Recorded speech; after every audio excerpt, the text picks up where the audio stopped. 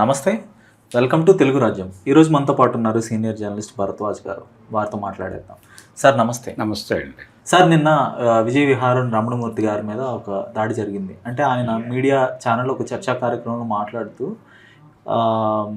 హిందూ దేవుళ్ళని రాజకీయాలకు వాడుకుంటున్నారు, ఆ హిందూ దేవుళ్ళ తలని తొలగించి మోడీ లేదంటే అమిత్ షా ఫోటోలు పెడుతున్నారు, అవమానిస్తున్నారు, హిందువులకు అవమానం జరుగుతోంది, దీని అంతటికీ రాజకీయం అనే ఒక ప్రేరణే వీళ్ళకి అన్నిటికన్నా ముఖ్యం, ఇది వాడుకోకూడదు అనే పద్ధతిలో ఆయన మాట్లాడారు.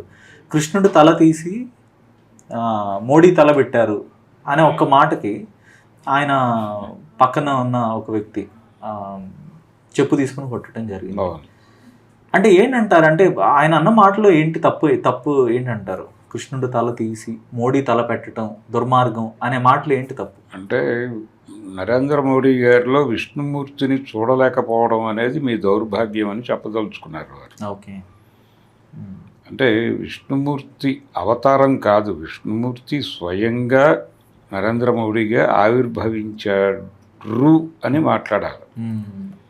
అలా అనకపోతే వాళ్ళు దేశద్రోహులు, వాళ్ళ మీద ఉపా పెట్టచ్చు, వాళ్ళని ఏవైనా చేయటానికి రైట్స్ ఉన్నాయి ఈ దేశానికి అన్నట్లుగా వాళ్ళ బిహేవియర్ నడుస్తోంది. అంటే నిన్న నిజానికి కృష్ణుడు అన్నాడు కానీ విష్ణుమూర్తి గొడవ అది. అంటే కృష్ణుడు కూడా అవతారమే. ఈ అవతారం అడపాదడప విశ్వరూప ప్రదర్శన చేస్తారు. అది కురుక్షేత్రంలో ఆయనకి గీతాబోధ చేయటానికి ఆ టైంలో ఒక విశ్వరూప ప్రదర్శన చేశారు ఆయన. అలాగే ఆయన రాయబారానికి వెళ్ళినప్పుడు ఆయన్ని కట్టడి చేసి కట్టేసే ప్రయత్నం జరిగినప్పుడు దుర్యోధనుడి వైపు నుంచి అప్పుడు కూడా బంధనాలు తెంచుకుని విశ్వరూప ప్రదర్శన చేస్తారు ఆయన. ఆ విశ్వరూప ప్రదర్శన అంటే నేను కృష్ణుడిని అనుకుంటున్నారు కాదు, నేను విష్ణుమూర్తిని అని చెప్పడమే, అంతకుమించి ఏమీ కాదు. దాన్ని విశ్వరూప ప్రదర్శన అంటారు. అయితే ఇక్కడికి వచ్చేసరికి విశ్వరూప ప్రదర్శన అంటే ప్రపంచానికి అర్థం కావాల్సింది ఏమిటి? నేను కృష్ణుణ్ణి కాదు, నేను విష్ణుమూర్తిని అని చెప్పినట్టుగా నేను నరేంద్ర మోడీని కాదు, విష్ణుమూర్తిని అనేది జనాలకి కమ్యూనికేట్ కావాలనేది వాళ్ళ ఉద్దేశం కావచ్చు. అది కమ్యూనికేట్ చేయటం అనేది మా ఉద్దేశం. దాన్ని నువ్వు అర్థం చేసుకోకుండా విష్ణు ధిక్కారానికి పాల్పడుతున్నావు, అందుకని నిన్ను కొడతాను నేను అన్నాడు ఆయన అని కొట్టాడు. కొట్టేసిన తర్వాత ఆయన మీద కేసులు ఏమైనా పెట్టారా? ఆయన అబ్యూజ్ చేశాడు కూడా. అబ్యూజ్ లాంగ్వేజ్ వాడటం తప్పు అని చెప్పి ఆ మధ్య ఆంధ్రప్రదేశ్ ఉప ముఖ్యమంత్రి గారు చాలా ఉదాత్తమైన స్వరంతో మాట్లాడారు. సీరియస్ క్రిటిసిజం ఉండటం తప్పేమీ కాదు, కానీ అబ్యూజ్ చేయటం తప్పు అన్నారు. నేను ఆయన మాటలను గౌరవిస్తాను. అయితే ఈ దాడి తర్వాత ఆ దాడిని ఖండిస్తున్నటువంటి వాళ్ళ మీద దాడి జరుగుతోంది. ఆ దాడిలో వాళ్ళు వాడుతున్నటువంటి భాష చూస్తే వాళ్ళ మానసిక స్థితి ఏమిటి అనేది డౌట్ వస్తుంది, కానీ వాళ్ళేమో సైకలాజికల్ డిజార్డర్తో అలా బిహేవ్ చేస్తున్నారని నేను అనుకోవడం లేదు. ఆ కొట్టిన వ్యక్తికి కూడా సైకలాజికల్ డిజార్డర్ ఏమీ లేదు. వీళ్ళు పూర్తి స్పృహతో పనిచేస్తున్నారు. పూర్తి స్పృహతో కాన్షియస్గా ఒక ప్రయోజనం సాధించటం కోసం యుద్ధం చేస్తున్నారు వాళ్ళు. ఈ దేశంలో ఎవరూ కూడా వాళ్ళకి వ్యతిరేకంగా మాట్లాడకూడదు, వాళ్ళ నేరేటివ్స్ని ప్రశ్నించకూడదు. ప్రశ్నిస్తే కొట్టడం కాదు, చంపేసినా చంపేస్తామని ఇండికేట్ చేస్తున్నారు బలంగానే. కాబట్టి ఇప్పటి వరకు ట్రైలర్ చూశారు, ఇప్పుడు సినిమా చూపిస్తాం అనే మూడ్లోకి తీసుకెళ్తున్నాయి ఈ సంఘటనలన్నీ కూడా. అంటే ఏమీ లేనటువంటి, ఏమీ విషయం లేనటువంటి, అంటే బయట అంత రచ్చ చేయాల్సిన అవసరం లేనటువంటి రావణ్ విషయాన్ని ఎందుకు అంత రచ్చ చేస్తున్నారు? ఎందుకు ఆ కేసులో కావచ్చు, ఆ సందర్భంగా కావచ్చు, మాట్లాడినటువంటి వ్యక్తులందరినీ ఇతర మతాలలో లొకేట్ చేసి కామెంట్లు చేస్తున్నారు, దాడులు చేస్తున్నారు. క్యాథరిన్ అని ఒక అమ్మాయిని, లేకపోతే ప్రకాష్ రాజ్ క్రిస్టియన్ అని, లేకపోతే ఇంకొకరు క్రైస్తవుడని, ఇలా ఎందుకు దాడులు జరుగుతున్నాయి, పక్క మతాల్లో వేసేసి కొడుతున్నారు. ఇలా వీళ్ళ గొడవ ఏమిటి? హిందూ ఓట్ బ్యాంక్ కన్సాలిడేట్ అయి ఉండాలి, అది ఉన్మాదంతో ఉండాలి. ఆ ఉన్మాదం యాంటీ ముస్లింగా ఉండాలి, యాంటీ క్రిస్టియానిటీ ఉండాలి, యాంటీ కమ్యూనిస్ట్ ఉండాలి. ఇది ప్రధానంగా వాళ్ళు కొలమానంగా తీసుకుని ఈ మూకలకి పే చేసి పంపిస్తున్నారు. ఖచ్చితమైన పేమెంట్స్ ఉన్నాయి వీళ్ళందరికీ, వీళ్ళకి టార్గెట్స్ ఉన్నాయి. వీళ్ళందరూ కూడా ఒక ప్రయోజనం ఆశించి ఈ దాడులు అక్కడ చేస్తున్నారు. సోషల్ మీడియాలో కామెంట్స్ రూపంలో దాడులు చేస్తుంది కూడా ఈ ప్రయోజనాన్ని ఆశించే. కాబట్టి రూటెడ్గా జరుగుతోంది. దీనికి ఒక ఆపరేషన్ జరగాలి, అంటే సమాజానికి ఒక ఆపరేషన్ జరగవలసిన అవసరం ఉంది. ఆ ఆపరేషన్ చేయవలసినటువంటి శక్తులు యునైట్ కావాల్సిన సందర్భాన్ని ఈ ఇన్సిడెంట్ ఇంకొకసారి ఫ్లేరప్ చేసింది. రీసెంట్గా జరుగుతున్నటువంటి సంఘటనలన్నీ ఎందుకు రావణ్ విషయంలో కొన్ని ఛానల్స్ మీడియా ఇంకే విషయం లేనట్టుగా రెచ్చిపోయి హడావిడి చేస్తున్నారు అనేది అర్థం కాని విషయం.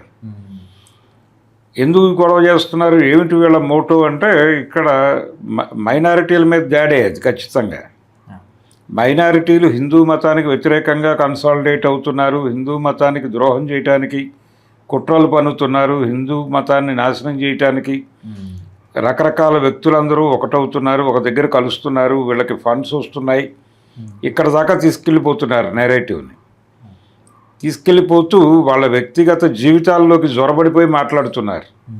చాలా ఇబ్బందికరం కాదు, అసహ్యకరమైన భాష వాడుతూ మాట్లాడుతున్నారు మీడియాలో. అంటే వాళ్ళ ఇది మనం మాట్లాడుకోకూడదు కానీ అనే మాట వాడుతూ, బలానా అమ్మాయి వాళ్ళ భర్తతో విభేదించి అతన్ని వేరే వాళ్ళతో కొట్టించి అతని ఆస్తులు ఆక్రమించి ఇలా మాట్లాడుతున్నారు. ఇవన్నీ మాట్లాడుకోకూడదు కానీ అనే మాట ఆ వాక్యంలో 3 చోట్ల పేస్ట్ చేస్తారు. కానీ చెప్పాల్సిన చెత్త అంతా చెప్తారు.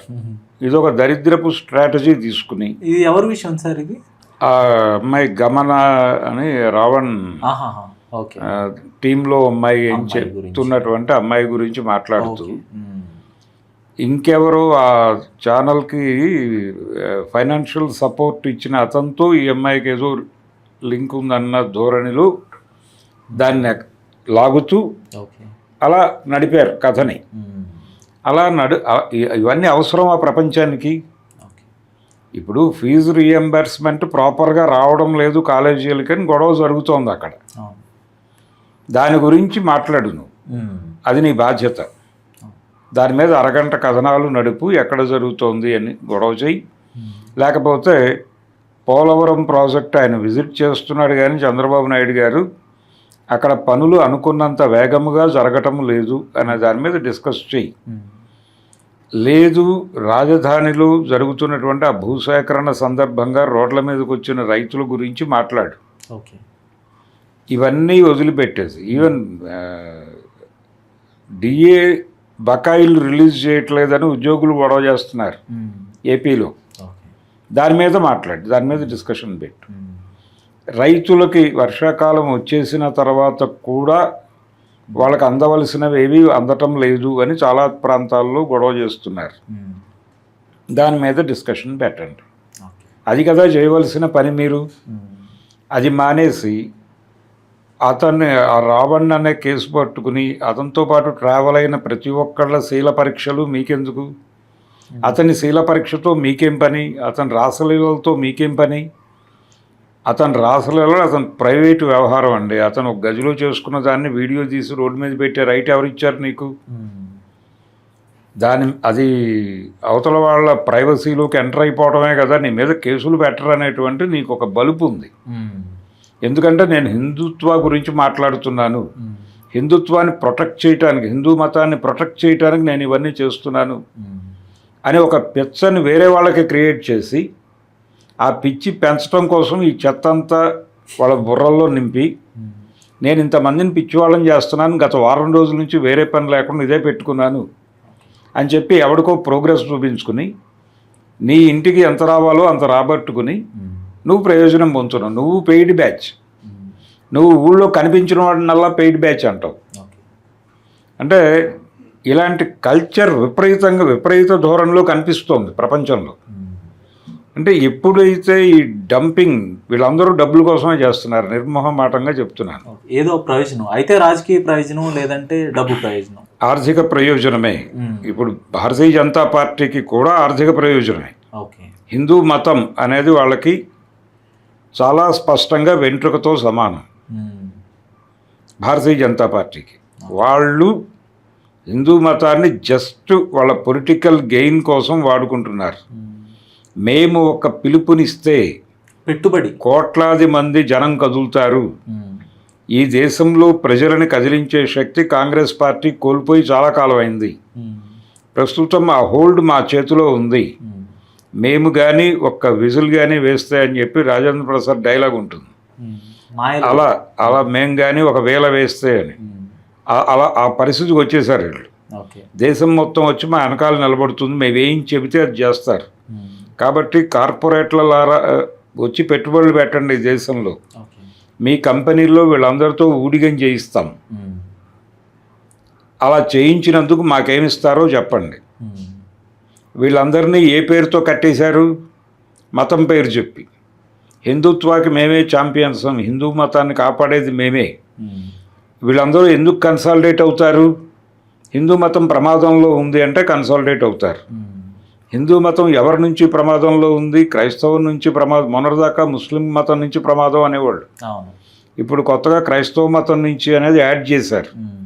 ఈ యాడెడ్ ఫ్లేవర్. మొన్నటిదాకా ఒక అనుమానం ఉండేది ప్రపంచానికి, వీరు తెల్లారలేస్తే అమెరికాతో ట్రావెల్ అవుతారు, ఈ క్రిస్టియానిటీ గురించి మాట్లాడితే అమెరికా వాడి నుంచి ఇబ్బంది వస్తుందని జంకుతున్నారు అని మాట్లాడేవారు కొంతమంది. కాదు, వాళ్ళు ఎవరినైనా అవసరమైతే టార్గెట్ చేస్తారు. వాళ్ళకి అవసరం అనుకుంటే రావణుడిని లేపుతారు, రావణుడితో రాముడిని కొట్టించగలరు.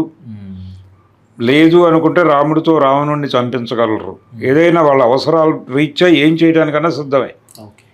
కాబట్టి ఇలాంటి దారుణమైనటువంటి నెరేటివ్స్లో జనాల్ని డ్రైవ్ చేస్తూ వాళ్ళు కూడా ప్రయోజనాల కోసమే చేస్తున్నారు ఇది. ఈ ప్రయాణంలో వాళ్ళు ఈ హిందుత్వ అనేటువంటి ఆపరేటివ్ సిస్టమ్ తీసుకుని అన్ని పార్టీల్లో ఉన్నటువంటి లీడర్షిప్ని పొల్యూట్ చేసి తమ కంట్రోల్లో పెట్టుకున్నారు. అంటే వాడు ఏదో పార్టీ, కాంగ్రెస్ పార్టీలో ఏదో పొజిషన్లో ఉంటాడు, వాడు హిందూ అయి ఉంటాడు. వాడిని కొంచెం సెన్సిటివ్గా మార్చి వాడి మనోభావాలకి కనెక్ట్ అయ్యి వీడి భావజాలాన్ని వాడికి ఎక్కించి ఆ పార్టీ ఆ నిర్ణయం దీనికి వ్యతిరేక నిర్ణయం తీసుకోకుండా వాడిని వాడతారు పావుగా. ఇది ఆపరేషన్ సిస్టమ్. ఈ ఆపరేషన్కి కౌంటర్ ఆపరేషన్ నిర్మాణం జరగట్లేదు ఈ దేశంలో ఇన్ని అనుభవాల తర్వాత కూడా. నేను ఎంతోమంది ఇదే డిస్కషన్ వచ్చినప్పుడు నేను ఎంతోమందిని అడిగాను, సార్ ఏంటి కౌంటర్ ఆర్గ్యుమెంట్ ఏంటి అంటారు? హిందుత్వ అనేది ఒక స్ట్రాంగ్ ఎమోషన్. అంటే అందరికీ కోరికలు ఉంటాయి, వారి కోరికలు నెరవేరు. మన శక్తి చాలా లిమిటెడ్, మానవ శక్తి అనేది. So they depend on some external influence, అంటే దేవుడే. సో అదొక స్ట్రాంగ్ ఎమోషన్గా ఉంది. ఇప్పుడు దానికి ఒక కౌంటర్ బ్యాలెన్స్ చేయడానికి ఏ ఆర్గ్యుమెంట్ కావాలంటారు? ఇప్పుడు వాళ్ళు హిందూ మతం ప్రమాదంలో ఉంది అనేటువంటి ఒక నెరేటివ్లో వెళ్తున్నారండి. వెళుతున్నప్పుడు దానికి కౌంటర్ ఆర్గ్యుమెంట్ ఏంటంటే అసలు వీళ్ళ వైపుని వీళ్ళే ప్రమాదకరం. హిందూ మతానికి ముస్లింలు ప్రమాదకరం కాదు, హిందూ మతానికి క్రైస్తవులు ప్రమాదకరం కాదు, హిందుత్వ అని మాట్లాడుతున్న వాళ్ళు ప్రమాదం. వీళ్ళు మిమ్మల్ని తీసుకెళ్ళి ఎక్కడో ఊడిగం చేయిస్తారు, మీ జీవితాలని రోజువారీ కష్టాల్లో ముంచిపెడుతోందే వాళ్ళు అనే విషయాన్ని డోర్ టు డోర్ తీసుకెళ్ళగలగాలి.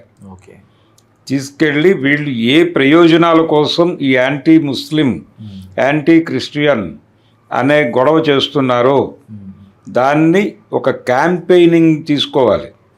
తీసుకుని ప్రతి ఇంటికి గడపకి వాళ్ళు ఆ మధ్యకాలంలో అయోధ్య రామాలయ నిర్మాణం సందర్భంగా ప్రతి తలుపు కొట్టారు. వాళ్ళకి నెట్వర్క్ ఉంది, క్యాడర్ ఉంది, వెళ్ళి తలుపులు కొట్టారు. తలుపు తీసిన వాడు ముస్లిం అయి ఉంటే వాళ్ళతో వాళ్ళు మాట్లాడిన పద్ధతి వింటే మీకు భయం వేస్తుంది. ఓకే. తలుపు కొట్టి మీరు బలానా అని తెలుసు, మాకు మీరు ముస్లింలని తెలుసు, ఓకే. రామాలయ నిర్మాణం సందర్భంగా ఈ అక్షింతలు మీకు ఇస్తున్నాం, రేపు బలానా టైంకి అక్కడ జరుగుతుంది క్రతువు, ఆ సందర్భంగా మీరు ఈ అక్షింతలు జల్లుకోండి. రాముడు హిందువుల దేవుడు మాత్రమే అనుకోకండి, భారతీయుల దేవుడు. ఓకే. మీరు భారతీయులుగా ఉంటారో లేదో తేల్చుకుని మేము చెప్పిన పని చేయండి అని చెప్పి వెళ్ళారు.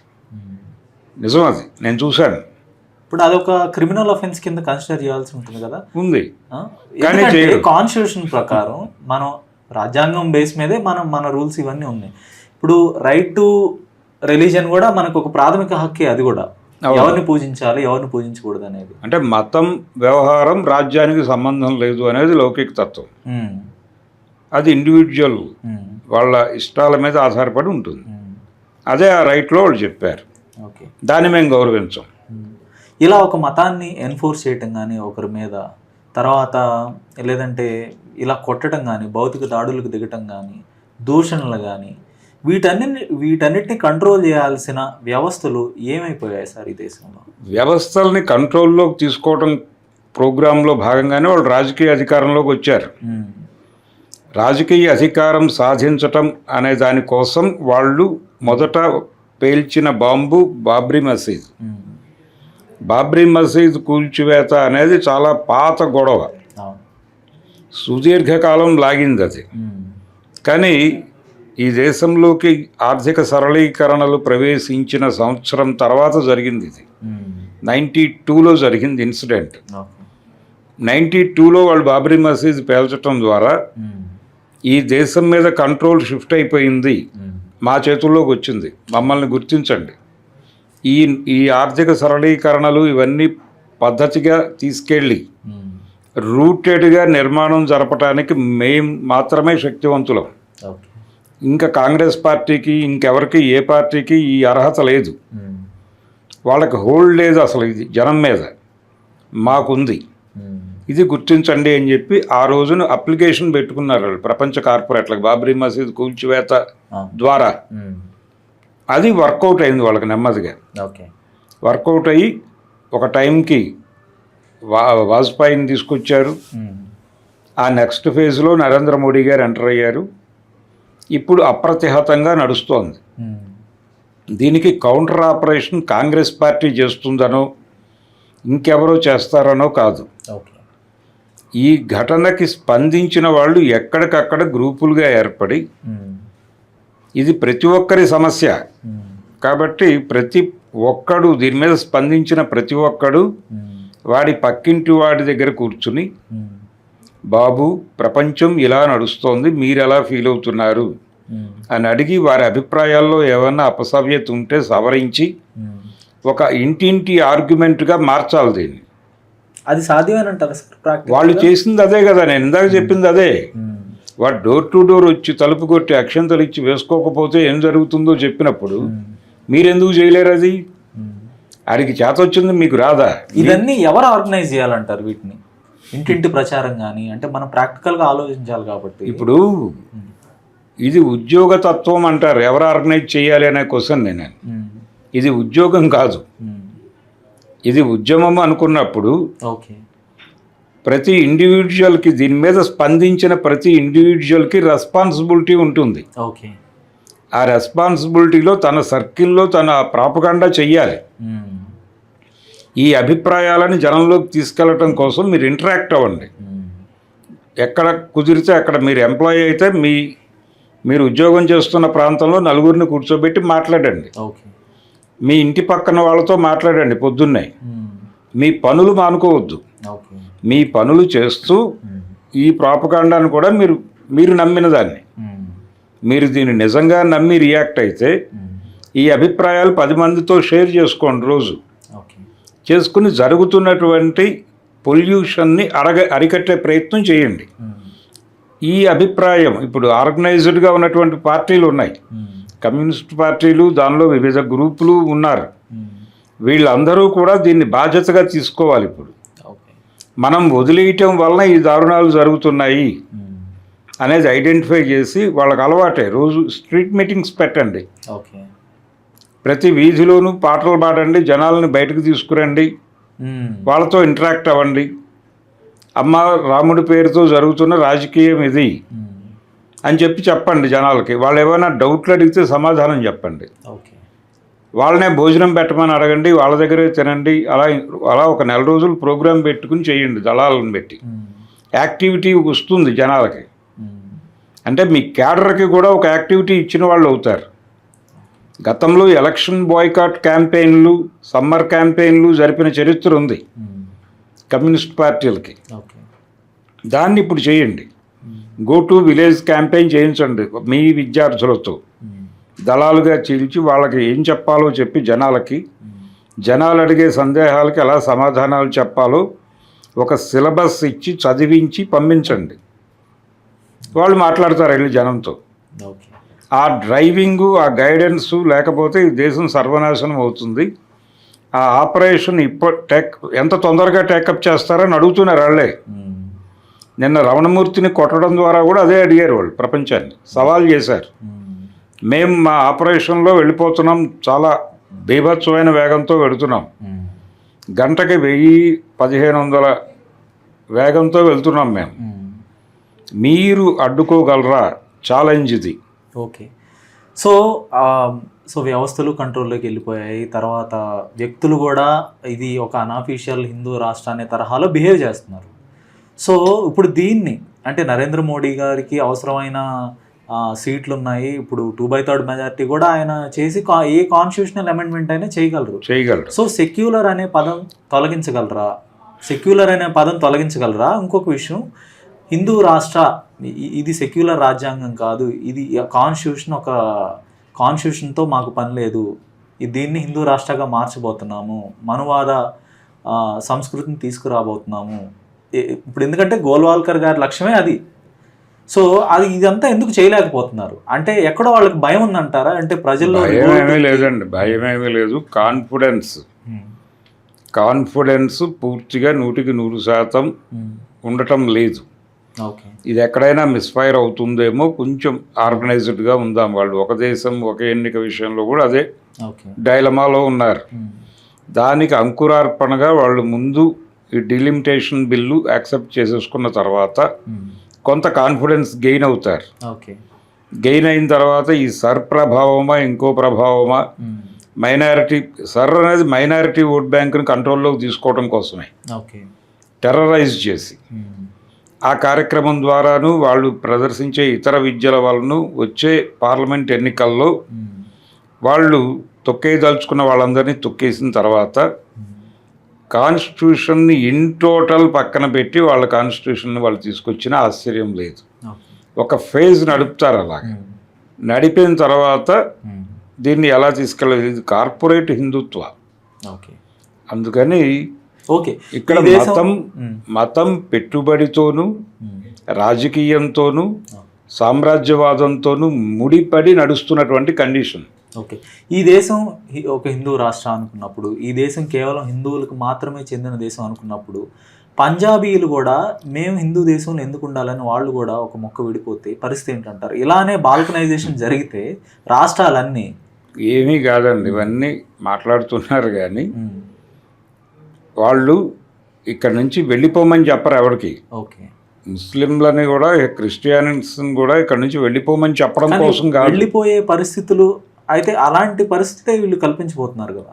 వీళ్ళు చాలా ఓపెన్గా మీరు ఇక్కడ మీకు వేరే చోట బతుకుంటే వెళ్ళిపోండి, లేదు ఇక్కడ బతకాలనుకుంటే లొంగి బతకండి. ఎవరికి లొంగి బతకాలా? వీళ్ళకి. అంటే మేమేం చెబితే దానికి ఓకే చెప్పేయండి, మీరు నోరు మూసుకుని. అంతే తప్ప మీకేదో ఉనికి ఉందని, మీకేదో రైట్ ఉందని బిహేవ్ చేయొద్దు. ఈ అభిప్రాయం వాళ్ళతో చెప్పించడం కోసం జరుగుతున్న దాడులు ఇవన్నీ. వాళ్ళని దేశంలో నుంచి వెళ్ళిపోమని చెప్పడం లేదు. వాళ్ళు పూర్తి స్థాయిలో లొంగి బతకండి అని చెప్తున్నారు. లొంగిపోతారా వెళ్ళిపోతారా, ఇది ప్రోగ్రాం. కాబట్టి ఇక్కడ బతకాలి అనుకుంటే లొంగి ఉండండి. లొంగి ఉన్న వాళ్ళని మేమేం చేయం. ఎవరైనా సరే, నక్సలైట్లు అయినా సరే లొంగి ఉంటే మేమేం చేయం. ఇంకొక very basic question sir, fundamental question. 1947కి ముందు కానీ లేదంటే 1800 ఆ సమయంలో జాతి ఏకీకరణ జరిగింది. మన స్వాతంత్ర సమరయోధులు జాతిని ఏకం చేశారు, మహాత్మా గాంధీ నుంచి కాంగ్రెస్ పార్టీ కూడా. సో ఒక సెక్యులర్ భావాలతోనే ప్రజలను ఏకం చేసింది. ఒక ఉదారవాదం ఉంది నాటి సమాజాన్ని మనం చూస్తే పరీక్షిస్తే పెద్దగా మనకి అక్షరాస్యత అనేది లేదు. 15%, 20% లోపలే అన్నీ చూసుకున్నా కూడా కనీసం రాయటానికి రాదు, చదవటానికి లేదు. ఈరోజు చూస్తే మన సమాజంలో దాదాపు 80% అక్షరాస్యత ఉంది. స్టిల్ మనం ఎందుకు అగ్రెసివ్గా మారుతోంది మన సమాజం, పర్టికులర్గా హిందూ సమాజం? ఏంటంటారు దీనికి మూల కారణం? అయ్యా, వాళ్ళ క్యాంపెయినింగ్ సిస్టమ్ మీకు అర్థం కావట్లేదు. ఆ క్యాంపెయినింగ్ సిస్టమ్ని మీరు అడాప్ట్ చేసుకోలేదు. అది ఇంటింటి వ్యవహారంగా వెడుతోంది. వాళ్ళు శాఖలు పెట్టారు, ప్రతి సందుకు ఒక శాఖ పెట్టారు. RSS పెట్టి వాళ్ళని తీసుకొచ్చి వాళ్ళకి కర్రసాము అవి నేర్పి ఆటలాడించి పిల్లలతో ఆటలాడించి వాళ్ళకి రకరకాల భారతము, రామాయణము నుంచి రకరకాల విషయాలు చెబుతూ వాటి మధ్యలో జరగబోతున్న పెను విపత్తు అనే పేరుతో యాంటీ మైనారిటీ అభిప్రాయాలని రుబ్బి ఒక జనరేషన్ని బిల్డ్ చేశారు వాళ్ళు. ఆ బిల్డ్ అయినటువంటి జనరేషన్ టెక్నికల్గా చాలా హెడ్ ఉండొచ్చు, వాళ్ళు కంప్యూటర్ సైన్సు అభ్యున్నతి వాళ్ళు అమెరికాలో ఏదో చేస్తూ ఉండుండొచ్చు గాక, కానీ రూటెడ్గా చిన్నప్పటి నుంచి వాళ్ళ మెదళ్లలో నాటినటువంటి భావజాలం, దాన్ని వీళ్ళు కనెక్ట్ అవుతారు. కనెక్ట్ అయ్యి వాళ్ళ సేవలు ఎప్పుడు అవసరమో అప్పుడు వినియోగించుకుంటారు. ఈ రకమైన నెట్వర్క్ వాళ్ళకి ఫిజికల్గాను మెంటల్గాను ఉంది. అందుకని ఇవన్నీ ఒక వేదిక మీద పెట్టుకుని ఈ కౌంటర్ ఆపరేషన్ ఎలా వెళ్ళాలో డిజైన్ చేసుకోవాలి. అది పరిస్థితి. ధన్యవాదాలు. Thank you.